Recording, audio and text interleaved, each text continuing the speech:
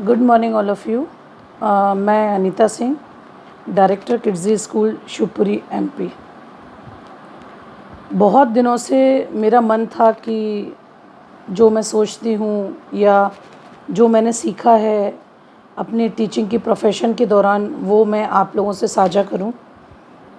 कई बार मुझे मेरे हस्बैंड और बेटी ने, जिन्हें मैं अनायास ही दिन भर ज्ञान देती रहती हूँ, उन्होंने मोटिवेट भी किया कि इतनी अच्छी चीज़ें आप पढ़ते हो या आपने ट्रेनिंग ली है या सीख रहे हो या एज अ स्कूल प्रिंसिपल अपने स्कूल में इतने सारे बच्चों के बीच में आपने जो एक्सपीरियंस किया है वो आप पेरेंट्स के साथ शेयर करो या अपने सोशल मीडिया पर लोगों के साथ शेयर करो।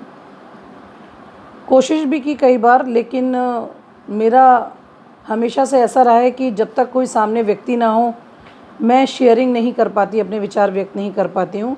क्योंकि सोशल मीडिया में सिंगल व्यक्ति होता है, सामने फ़ोन होता है, कैमरा होता है, तो मुझे वो फीलिंग नहीं आती जहाँ मुझे लगे कि मैं जो बात बोल रही हूँ उसको कोई सुन रहा है, समझ रहा है। हमेशा से ग्रुप में सामने कोई बैठा हो या साथ में बैठा हो तभी से बोलने की आदत रही है। लेकिन आज मन बहुत दुखी है। पहले सोचा कि कुछ लिखूं मैं सोशल मीडिया पे, फिर मैंने कहा कि शायद लिखे हुए को हम लोग अक्सर स्क्रॉल कर देते हैं, समय अगर नहीं है तो, क्योंकि दिन भर में हज़ारों पोस्ट आती हैं, कई सारी चीज़ें आती हैं। लेकिन अगर कोई कुछ बोल रहा है और हमारा अपना है, जिससे हम परिचित हैं या जिसको हम ट्रस्ट करते हैं या जानते हैं, तो शायद हम एक बार रुक के उसको सुनें। अभी आजकल की ही घटना है और पहले भी ऐसी कई घटनाएं हो चुकी हैं सुशांत सिंह राजपूत की। पढ़ के बहुत दुख हुआ। समझ नहीं आ रहा कि क्या करूं, क्या नहीं करूं, और पता नहीं क्यों मुझे इतना गिल्ट हो रहा है कि काश कि वो बच्चा मेरे टच में होता, काश कि मैं उससे बात कर पाती, काश कि मैं उसको कुछ समझा पाती, मैं उसको ये बता पाती कि ज़िंदगी में कभी कभी हार भी ज़रूरी है, कभी कभी कम चीज़ों में रहना भी खुशी देती है, कभी कभी स्टारडम के बिना भी सुकून से हम रह सकते हैं।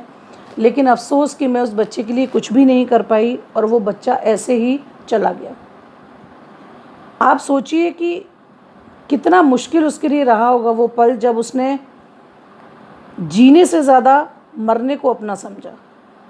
उसको ना अपने पिता याद आए, ना अपनी बहनें याद आईं, ना बहनोई आए, ना बच्चे, उनकी फैमिली। उसको सिर्फ ये लगा कि अब मैं जी नहीं पाऊँगा और बहुत कष्टदायक ये जीवन हो गया है, तो इसलिए मरना ही बेहतर है। काश कि उसके पास उस समय कोई अपना, परिवार का, समाज का दोस्त होता तो वो अपनी उस समय परेशानी उससे शेयर कर पाता। एक चीज़ मैं आप लोगों को बोलना चाहूँगी, कहीं ना कहीं मुझे लगता है कि आसपास जो हमारे लोग हैं उनसे बहुत ज़्यादा अफेक्ट होने की ज़रूरत नहीं है। उनको उतनी ही प्रेफरेंस दीजिए जितनी आवश्यक है, या फिर अपनी लाइफ में उनको इतनी ही प्रायोरिटी दीजिए जितनी ज़रूरी है।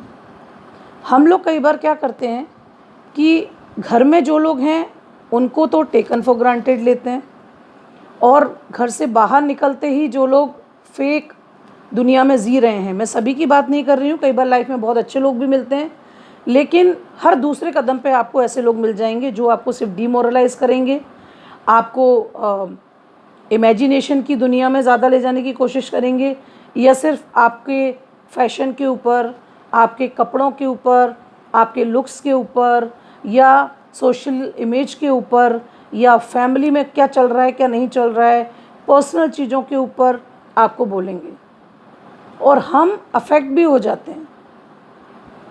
नहीं होना चाहिए।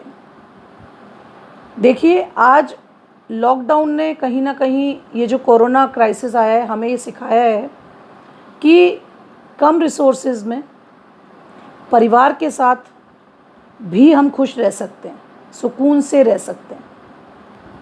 लेकिन नहीं, कुछ लोग होते हैं जो ये चीज़ नहीं समझ पाते हैं और बाहर की चीज़ों से इतना अफेक्ट हो जाते हैं कि ज़िंदगी से ज़्यादा मरने को इम्पोर्टेंट समझ लेते हैं।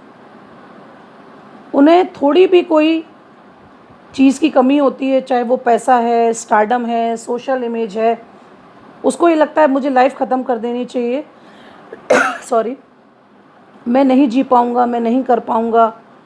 और कहीं ना कहीं ये बात भी रहती है कि अब मेरा क्या होगा, मेरे साथ ही ऐसा क्यों हो रहा है। उन लोगों से मैं कहना चाहती हूँ कि एक बार बाहर निकलिए और देखिए कि आपसे भी ज़्यादा परेशानी में, आपसे भी ज़्यादा दुख में, आपसे भी ज़्यादा कम रिसोर्सेज में, आपसे भी ज़्यादा अभाव में लोग जी रहे हैं, लड़ रहे हैं, संघर्ष कर रहे हैं और इंतज़ार कर रहे हैं समय के सुधरने का। देखिए, हर रात की सुबह तो होती है। कई बार कई सारी बीमारियां आईं, कई प्राकृतिक आपदा भी आईं, लेकिन आईं और चली गईं, नुकसान किया, लेकिन फिर से लोगों ने हिम्मत दिखाई और जीवन को आगे बढ़ाया और एक समय आने के बाद सफलता भी प्राप्त की। इसलिए हिम्मत रखना बहुत ज़रूरी है। मुट्ठियाँ खोल के जिए, इतनी मुट्ठी बांधने की ज़रूरत नहीं है। मुट्ठियाँ खोल दीजिए, जब वो वक्त नहीं रहा तो ये वक्त भी नहीं रहेगा। और कहीं ना कहीं मैं आपको बताऊं कि इन सब चीज़ों में पेरेंटिंग बहुत काम करती है। मेरा अपना 20 साल का एज अ टीचर, शिक्षिका के रूप में ये एक्सपीरियंस है कि बच्चा जो बोलता है, करता है, उसका जो बिहेवियर होता है, उसकी जो सोच होती है, वो 90% अपने फैमिली एटमॉस्फेयर, अपनी सराउंडिंग या जो लोग उससे जुड़े हुए हैं उनके ऊपर डिपेंड करती है। हम लोगों ने बच्चों को बचपन से सिर्फ फर्स्ट आने के लिए प्रेरित किया, सिर्फ अच्छे मार्क्स लाने के लिए प्रेरित किया, स्मार्ट दिखने के लिए प्रेरित किया, हीरो जैसा बनने के लिए प्रेरित किया, बेस्ट दिखने के लिए प्रेरित किया।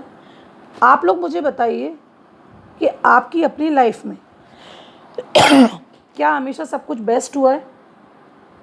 क्या हमेशा हर चीज़ में आप लोग नंबर 1 रहे हैं? फैमिली में, सोसाइटी में, काम में, पढ़ाई में, प्रोफेशन में? नहीं ना। तो हम किस दुनिया में बच्चों को लेके जा रहे हैं? ये जो सुशांत सिंह राजपूत के साथ आज जो हुआ है, ये सिर्फ आज उस पल की घटना नहीं है।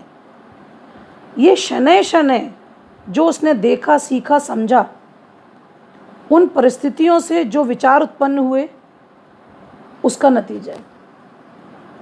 अरे थोड़ा सा तो बच्चों को हारना आने देना चाहिए। कभी कभी बच्चों की गलतियां स्वीकार कीजिए, उतना ज़्यादा पैनिक होने की ज़रूरत नहीं है।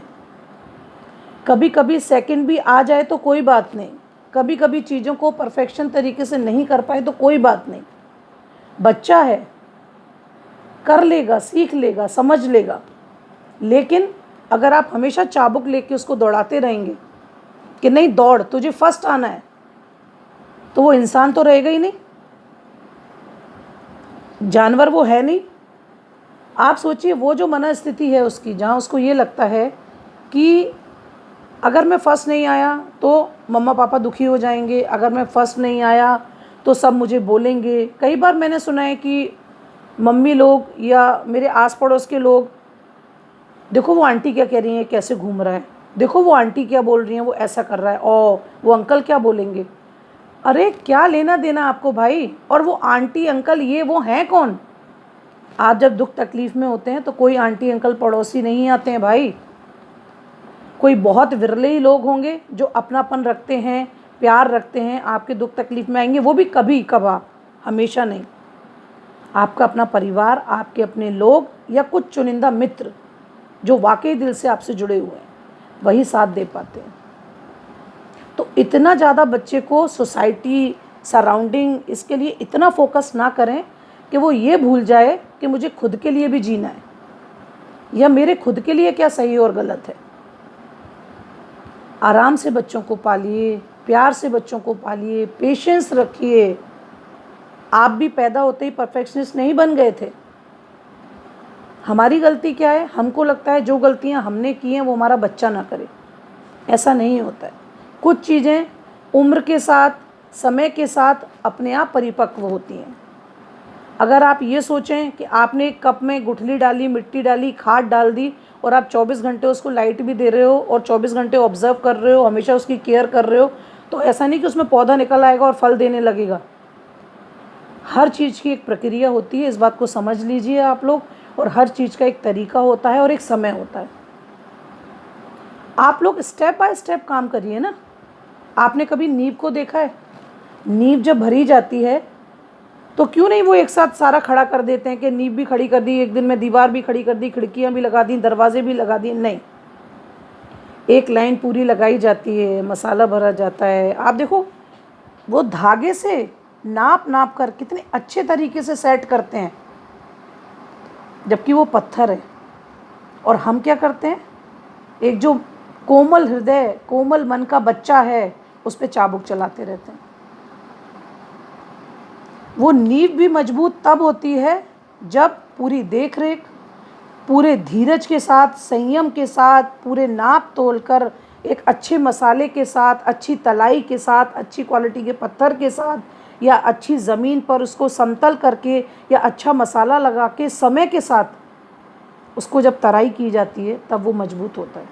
और हम चाहते हैं एक ही दिन में आइंस्टीन कर दें, ऐसा नहीं होता है। सिखाइए, समझाइए, गलतियां भी करेगा, उन गलतियों को सुधारने के लिए भी प्रयास कीजिए, लेकिन ये नहीं कि तुमने क्यों किया। अरे हो जाती है भाई, हमसे तो इस उम्र में भी हो जाती हैं बहुत सारी गलतियां, लेकिन पेशेंस रखना पड़ेगा। आप हर चीज़ को दौड़ाकर, हर चीज़ को स्ट्रिक्ट होकर, या हर चीज़ को आप चाबुक लेकर ठीक नहीं कर सकते। कुछ चीज़ें प्यार से, सुकून से, संयम के साथ, धीरज के साथ